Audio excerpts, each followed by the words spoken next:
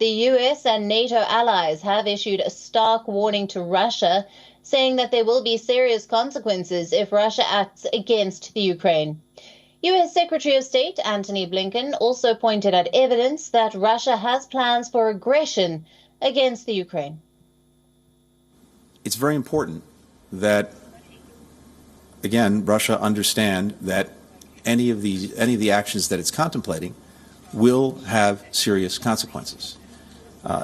Equally important, we are making sure that allies are making sure that Ukraine has the means to defend itself. And at the same time, the alliance will look at what it needs to do in the event of further Russian aggression to shore up its own defenses. This comes as the foreign ministers of NATO gathered in Latvia to discuss the increased military activity along the Ukraine border. Blinken also added while the US and Russia had agreed to cooperate diplomatically, Russia's current actions are dramatically opposite to this. We've said, President Biden has made clear to President Putin that our strong preference would be for a stable and predictable relationship. Russia's actions toward Ukraine go in exactly the opposite direction, and we urge them strongly to reconsider.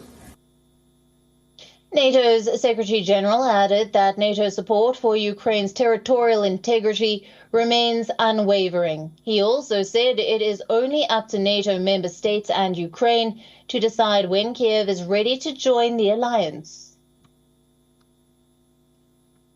And the message is that it's only Ukraine and 30 NATO allies that decides when Ukraine is ready to join NATO. Russia has no veto, Russia has no say, and Russia has no right to establish a sphere of influence trying to control their neighbors.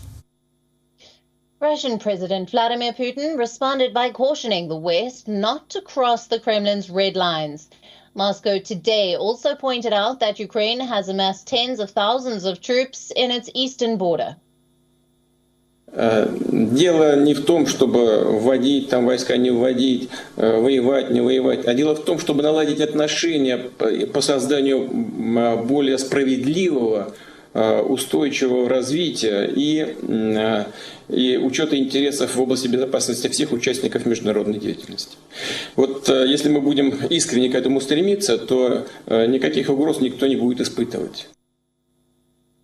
Putin's remarks seem designed to echo the fears of Europe's Cold War missile crisis. Putin warned that it would respond if the West cautioned to help Kiev expand its military infrastructure, pointing out that it would take just 5 minutes for a hypersonic weapon to be deployed. Now, this veiled threat comes after Russia successfully tested a new sea-based hypersonic missile, which will come into service next year. The missile flies at 9 times the speed of sound. The West is nervous about reports that Russia is increasing military presence at the border. This new buildup follows a similar situation earlier this year when Russia gathered around 100,000 troops at the border, but later announced a drawdown. NATO is concerned because it remains uncertain of Putin's intentions. The meeting in Latvia was to discuss contingency plans should Russia actually invade. Stoltenberg also warned of economic and political sanctions against Moscow, but did not provide any further details. But the West has reasons to be nervous. Now, Moscow seized Crimea from Ukraine in 2014 and backs separatists fighting Kiev. Russia has so far denied that it is plotting an attack and blamed the West, led by the US, of fueling tensions. Ukraine, for its part, has called on NATO to prepare sanctions against Russia and ramp up military cooperation with Kiev in order to deter Russia from attacking.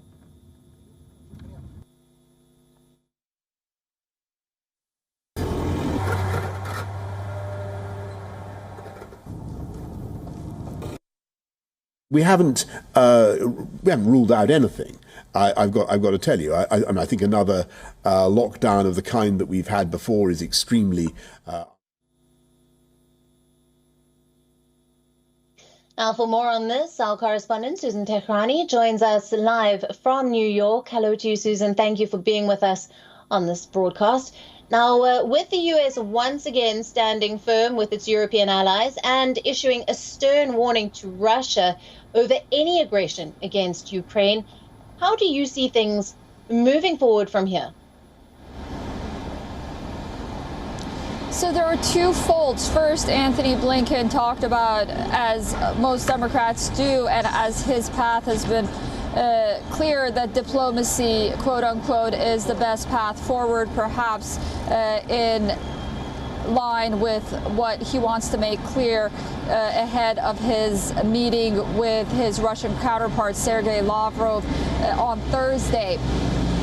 But also he talked about possibly imposing more sanctions on Russia. I'll read you a quote. He said, "A range of high-impact economic measures that we've refrained from using in the past if Russia goes forward." And then he moved on to talk about, the measures that NATO can take. And he was very firm about NATO being united and being as strong-headed as the United States. But in reality, that's really not the case. If you listen to NATO Secretary General's comments, while he was very adamant that NATO will defend Ukraine, he did stop short in saying that, there is a limit to NATO's defense of Ukraine, just because, Ukraine is a NATO ally, but it's not a member and hasn't been since 2014, where NATO has been injecting billions of dollars and equipment in defending itself, but it is not bound by a defense pact for NATO to go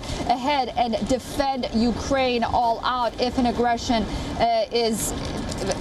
is brought upon it by Russia. And on the other hand, there is this concern that NATO member states are not as united as the United States make it sound as they are. For example, you would have to convince a country like Germany to go ahead, and Germany has its economic relations with Russia and interests that perhaps it won't go along with a more aggressive stance that the United States wants it to take regarding Ukraine. So those are the things that need to take into consideration when we hear these comments by Antony Blinken.